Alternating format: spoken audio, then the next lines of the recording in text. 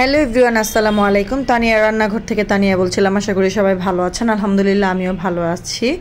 তো আজকে একটা ঈদ স্পেশাল, ঈদের মধ্যে আমরা কুরবানির ঈদ চলে আসছে। তো এই কুরবানির ঈদে আমরা গরুর মাংস দিয়ে অনেক ধরনের রেসিপি তৈরি করি। তো আজকে আমি আপনাদের সুবিধার্থে সামনে ঈদও চলে আসছে, তো সেই সুবাদে আজকে আপনাদের আমি গরুর মাংসের স্বামী কাবাব করে দেখাবো কিভাবে খুবই সহজ উপায়ে, সহজ পদ্ধতিতে এই স্বামী কাবাবটা করে নিতে পারবেন। তো এখানে আমি 1 কেজির মতো গরুর মাংস নিয়েছি। হাড় চর্বি ছাড়িয়ে আমি গরুর মাংসগুলোকে টুকরো টুকরো করে নিচ্ছি। নিয়ে এগুলাকে আমি আগেই ধুয়ে ঝরা দিয়ে রেখেছিলাম।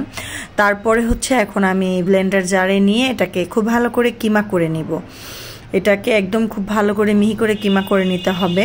কিমা করে নিলে যেমন সুবিধা হয় কি, যদি আপনারা ডাল দিয়ে যখন আমরা সেদ্ধ করার পরে বাটবো তখন বাটতেও সুবিধা হবে, ব্লেন্ডার করতেও সুবিধা হবে। তো সেজন্য এইভাবে কিমা করে নেবেন। তারপরে কিমাটা করা হয়ে গেছে। কিমা করা হয়ে যাওয়ার পরে আমি এখানে বুটের ডাল নিয়েছিলাম, ছোলার ডাল। এটাকে 6 থেকে 7 ঘন্টা ভিজিয়ে রেখেছিলাম। তারপরে এখানে দিয়ে দিলাম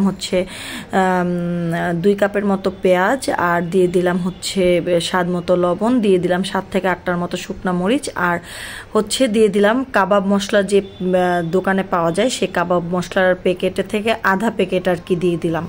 এখানে আপনি কাবাব মশলাটা দিলে আপনার ধনে গুঁড়া, জিরে গুঁড়া, তারপরে জায়ফল, জয়ত্রী, এগুলো কিচ্ছু দেওয়া লাগবে না। তো এটার ভিতরে সবকিছু থাকে, লবঙ্গ, এলাচ টেলাচ সবকিছু থাকে। তো আপনার এখানে কিছু দেওয়া লাগছে না।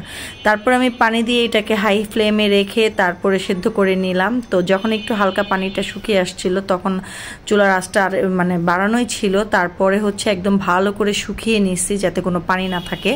তারপরে এটাকে আমি ব্লেন্ডারে ব্লেন্ড করে নিয়েছি, আমি বাটিনি।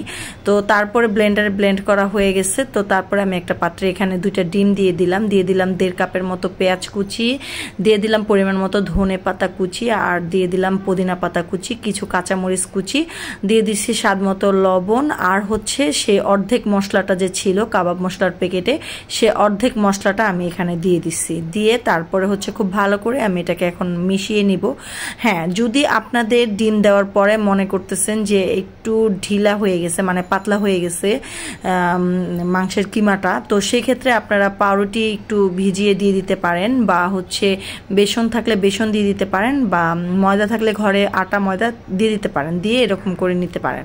তারপরে যেভাবে করে আমি গোল গোল করে চ্যাপটা করে বানায় নিতেছি। এখন আমি ভাজতে চলে যাব। তো চুলায় আমি তেলটা দিয়েছি, তেলটা খুব ভালো করে গরম করে নিয়েছি। আর এটা কিন্তু চুলার আঁচটা কমায় নিতে যাবেন না, তাহলে দিলে কিন্তু ছত্রায় যাবে এবং পুরা তেলের সাথে মিশে যাবে, গলে যাবে, এরকম একটা অবস্থা হবে।